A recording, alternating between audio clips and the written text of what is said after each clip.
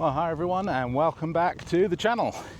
And this week we are doing something slightly different. We're taking in a coastal walk. So you find us here at Lepe in the New Forest National Park in Hampshire. So another localish walk to me. But this one, as I say, is going to take in a bit of a coastal route. Naturally, a little bit of history to talk about in the area, as with everywhere else we've been. But really, just a chance to go out and get 5 miles in and under our belts. And this week we've been up in the distance to 5 miles because I'm doing, on behalf of Help for Heroes, I'm doing the weighted walk for July. So it's 150 miles. I think I mentioned on the last video, which I think was Kingly Vale, that I'm going to be aiming at doing about 5 miles a day. So yesterday, 1st of July, I started, and it was a treadmill day, hottest day of the year as well, I have to say.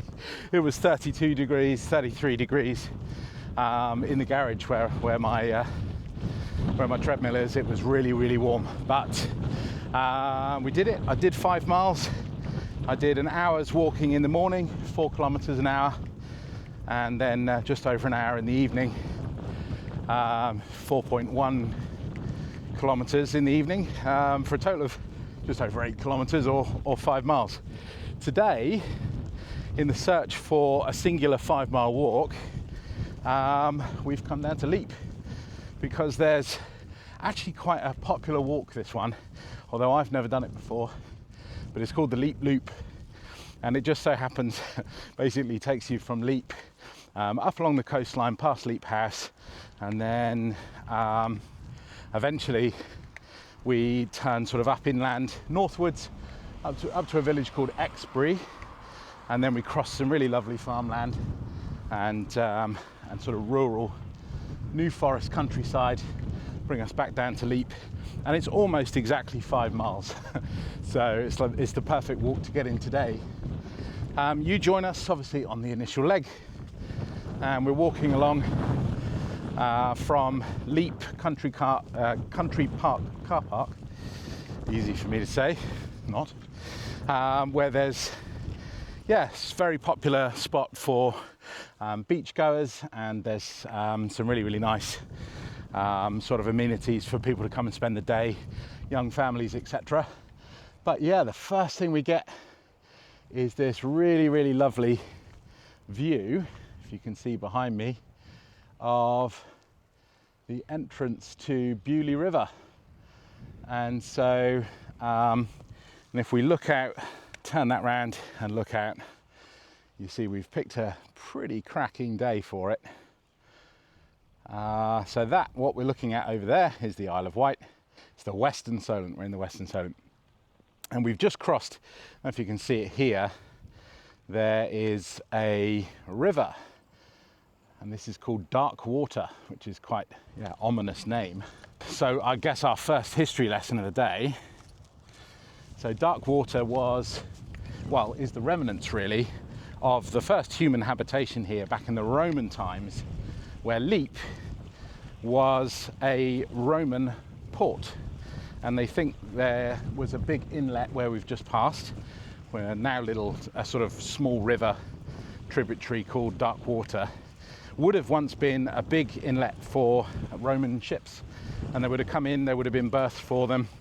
And although there's a bit of contention around the exact route and whether or not one existed, but I think these days most archaeologists are of the opinion that there was a Roman road that ran from the Roman port in Lepe up to Ealing Tide Mill, up at the top end of Southampton Water. So as we're just progressing along, we're probably only about 250 yards or so from the truck, and the first thing we can see, you'll see some rooftops over to the right hand side of the screen, and you'll see you'll see a house, well, looks like a house, a building in front of us. This is the old lookout tower or lookout post, the entrance to Beauly River here, because where Lepe started as a commercial port for the Romans. Over the years, it sort of had a number of uses. There was some shipbuilding that went on, I believe in the 18th century, maybe 17th, 18th century. There was some ships built at Lepe, but soon after that came the early 19th century, well, end of the 18th into the 19th century, I believe. Really, really popular, as most of the places in the Solent, for smuggling. So this was a really popular smuggler's spot, and to protect their revenues, the government erected this building that we see in front of us and appointed a watchkeeper. And just, you can't now see them because of the embankment. You may be able to see the chimney pots just sticking up. They are Coast Guard cottages. And of course the Coast Guard, they sort of started with a dual role, although these days they're very much all about search and rescue. Back in the day, they used to have a dual role with sort of customs and excise duties as well. So this is our next landmark, and it's a very, very old looking lighthouse. The interesting thing about that lighthouse is, although it's sort of built on a very, very old design, suggesting that it's probably, 17th century lighthouse, it was actually only built in 2000. And so I think they call it the Millennium Beacon. It's in a few places along Lepe Beach and along this whole stretch of coastline, really. You come across these bits of brickwork and lots of discarded concrete. And this is all Second World War. So Lepe was a very important staging post for D-Day again, as so much of the history around here is connected with that war and that particular operation. But these are the remnants of mulberry harbours that were constructed here and would go out into the approaches of Beaulieu River there. Well, I've got to say, so far the going has not been the easiest. It's not, but I don't want to make out like it's a difficult walk so far. It's not too bad. And just what a day we've got. See Molly here. Has already been in the sea. She's already had a dip. And who would blame her? Let's have a little look here, guys. What a day. What a day to be out for a walk and just enjoying getting out, using our bodies, improving our health. There's Molly cooling her paws off. Happened to see yesterday Seville in Spain, 54 degrees Celsius. That's pretty insane. But even with us, it's been up in the 30s, and so we've been mindful of Molly's paws, make sure she doesn't overheat in the sun. So today, although we're out in the afternoon, and obviously it's a very sunny day, we have a nice northwesterly breeze, keep us a bit cooler, and the temperature's generally staying around 23, 24 degrees today, which is just perfect. Well, you should now see me in a whole different frame. Realised I had the camera set to the wrong settings. Well, it's official, guys. We've come a little way along the beach now, and I've definitely got sand in my shoes. It was going to happen, but my God, it's worth it. We are absolutely alone on this beach. We passed some fishermen, I don't know, maybe a quarter of a mile ago, and apart from the odd yacht going past, we've got the place to ourselves. So we're just coming to the turn where the beach that we've been walking up since the car park turns up now towards Exbury village, and the Beaulieu River just in front of us here takes a turn up to the north as well. And you'll see if I flip you around, these mud flats. By the way, I apologise if all you can hear is wind noise. It is quite breezy today. This here might actually make a cracking spot. Might make a really good spot for lunch. I think we're going to dive in here under this oak tree There's some cast logs where, oh yeah, this is ideal. Some signs that I guess kids in the evening come down maybe from time to time and enjoy a bit of a campfire down here. And unfortunately not exactly leaving no trace. But for what we want today, it's going to be perfect. So I'm going to get some gear out and I'm going to show you what we're going to be brewing up with today.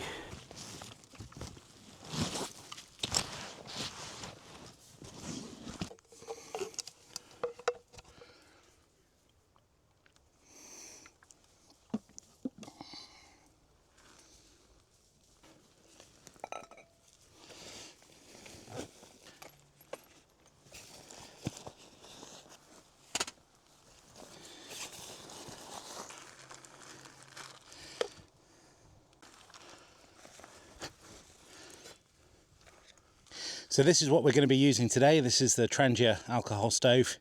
The rest of the Trangia kit is actually being used elsewhere today. So hence why I bought the firebox. So what we're going to do, guys, is take the Trangia stove. I'll just take the top off here. You can just place it in the bottom of the firebox and I'll just show you. So once you've got the alcohol stove inside, we can fit these stakes just through these holes in the side of the firebox, which happen to be at the perfect height for a Trangia alcohol burner. It gets the pot really, really close to the flame, which when all you're doing is boiling some coffee up is absolutely ideal. So once we've got that in place, then I'm going to be using the Lepe mocha pot, the old classic. As you can see, this one's been through the wars over the years. But apart from being a little bit leaky around the seam, it actually works perfectly. And these are super easy to use. Fill water up to just below the pressure relief valve. Don't really go over it. Bless you, Molly. Pop the funnel in. And then I brought some coffee grounds with me. Just Italian coffee, I think, today. Italian coffee grounds. Lovely. And then we screw the top on, like so. We've just got to put a match now to the alcohol stove.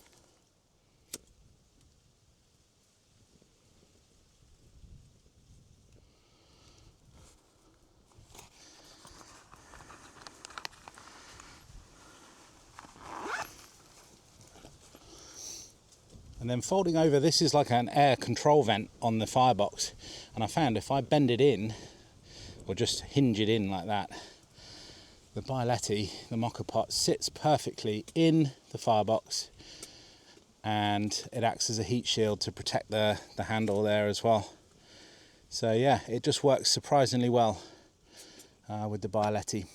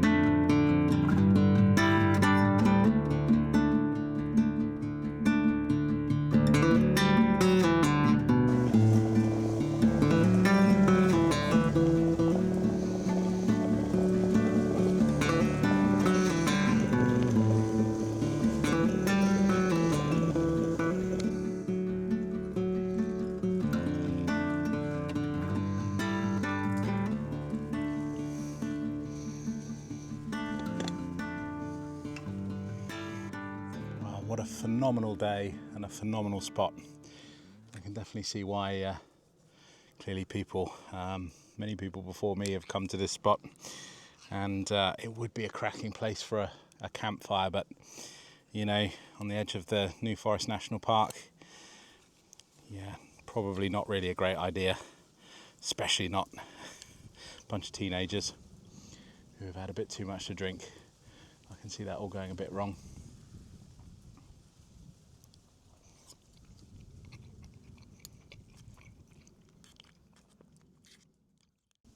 I have to say though, guys, it just goes to show what a great adventure you can have. I mean, it took us 40 minutes to drive down to Lepe car park from home. So it's, you know, it's what I consider a local walk. I think anything within an hour and a half is a local walk. And, you know, we've taken just a few hours out of an afternoon. We haven't gone on holiday, we haven't done anything in particular, and obviously not everybody gets the opportunity where they live to get out to places like this.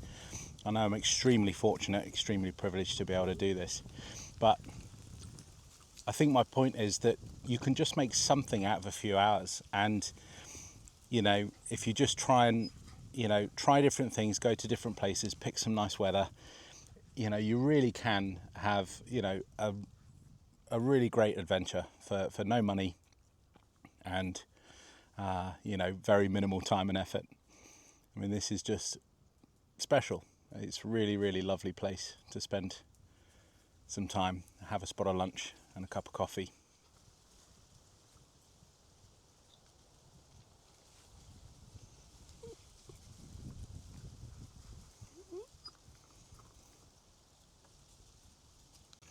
Obviously, can't forget dessert.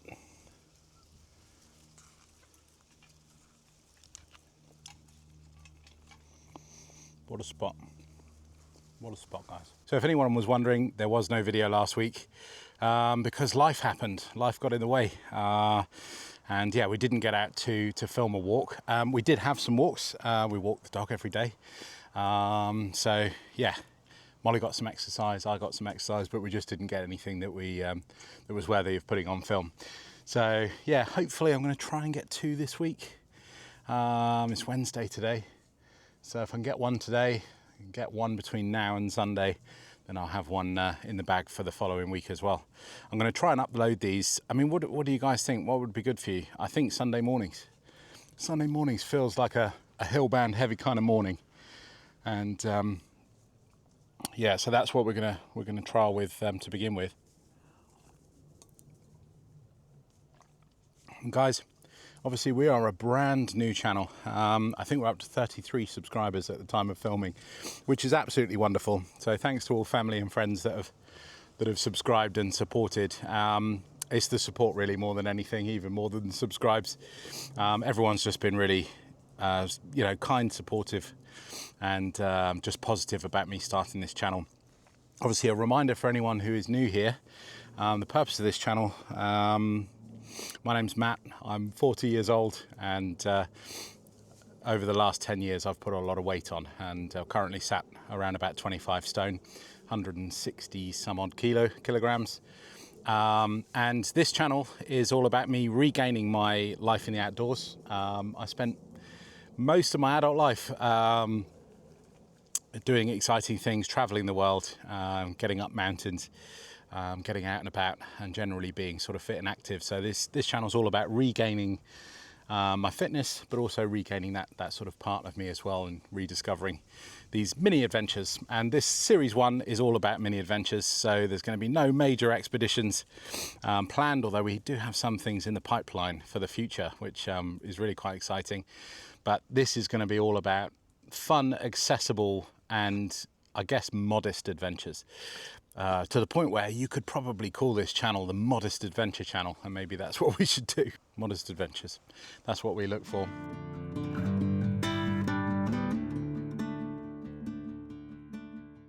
Well, there we go, guys. The tide is starting to work its way back in. Me and Molly are done for lunch.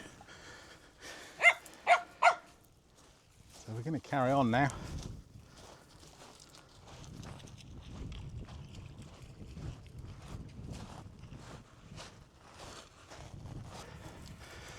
Well, we didn't go for a campfire, guys, but somebody's having a fire here. I believe it's a farmer. I don't know if you can see the smoke. It's maybe a farmer, or I don't know, possibly there's some building work just going on.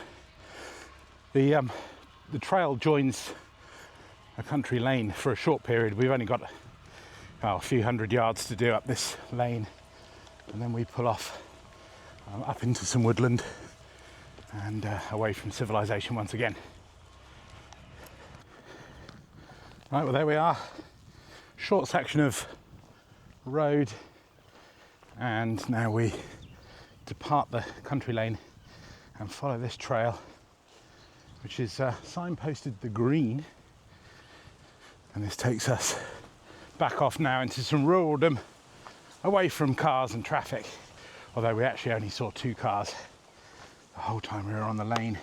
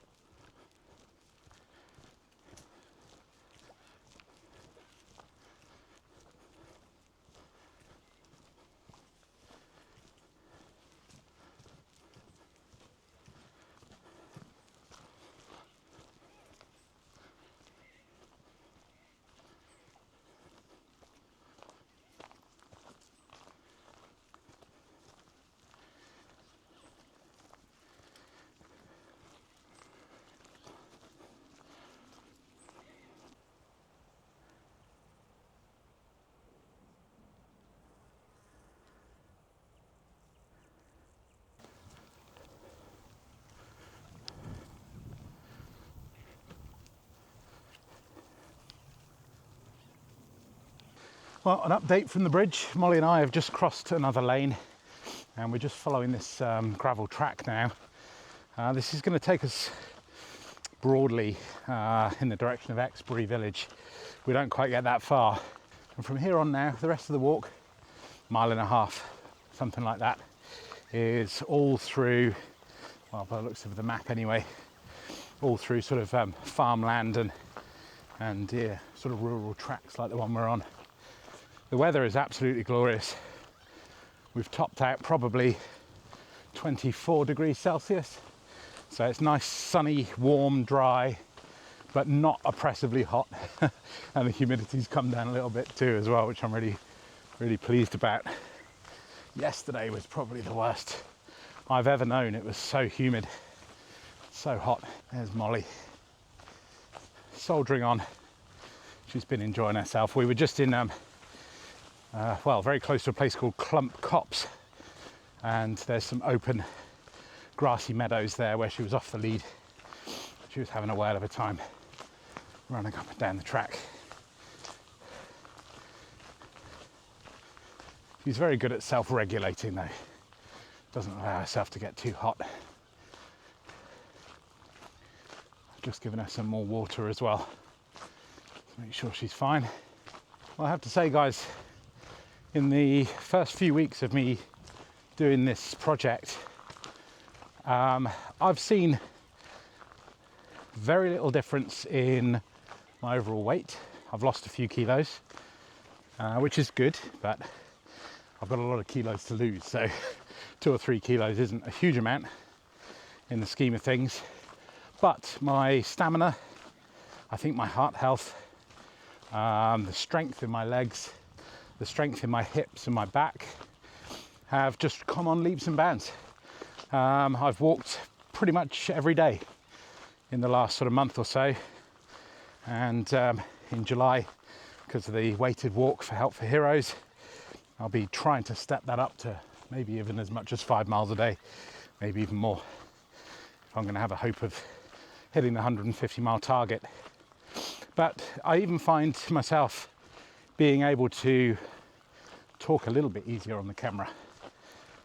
Still not great, but we're definitely getting there. I mean, it's a warm day today and I feel fine. We're on the flat. That definitely still changes when the inclines come. Going uphill really kills me still. But no, I've definitely seen some improvements overall. So if you're thinking about doing it, you know, I know from prior experience and the experience I'm having now, and from things that I've read as well, that walking is just a really excellent way of losing weight and getting fit. It is, yeah, the benefits really can't be underestimated. So get out there.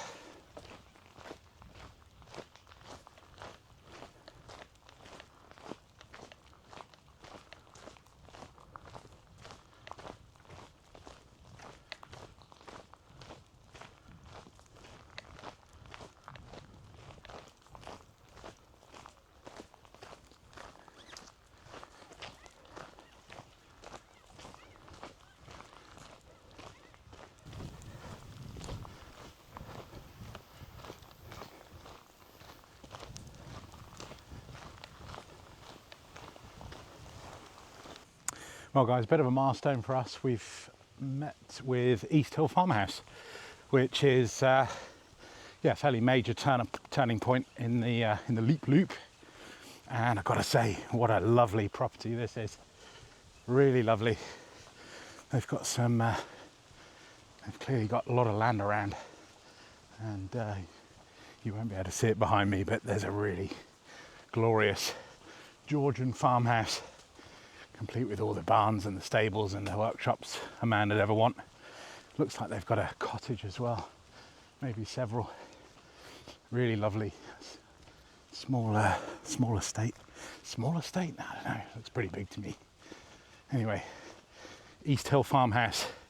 This is where we start turning back towards the coast.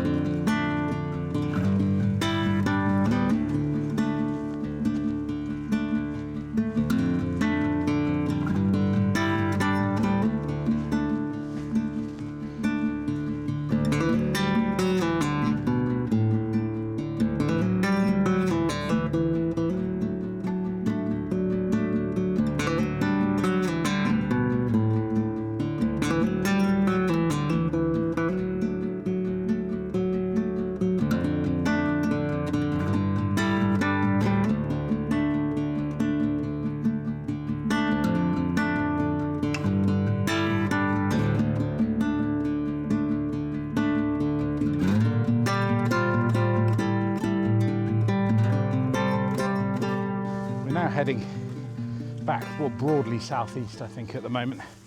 We're certainly heading back towards the coast, and I think, you know, we're probably no more than about half a mile, 3/4 of a mile from the coast, and then it's just a case of turning left and walking back along the initial, the short bit of road that we started with today, and then we'll be back at the truck. So yeah, we will catch you up when we get back to the coast.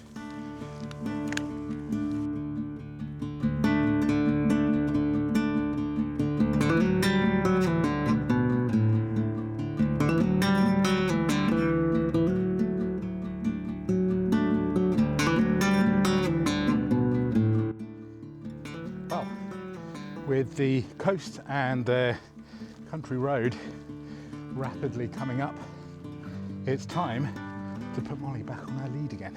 As always, if you've made it this far, thank you so much for your support and for watching. And please remember to like and subscribe. Every YouTuber says it, because the only way your videos get seen is if people like and subscribe. So if you made it this far, you might as well. It's completely free, doesn't cost you a penny. And every week, when there's a new adventure from Molly and me, you'll be the first to know. Well guys, from the Lepe Loop and from Molly and I, once again, thanks so much, and we'll see you on the next one.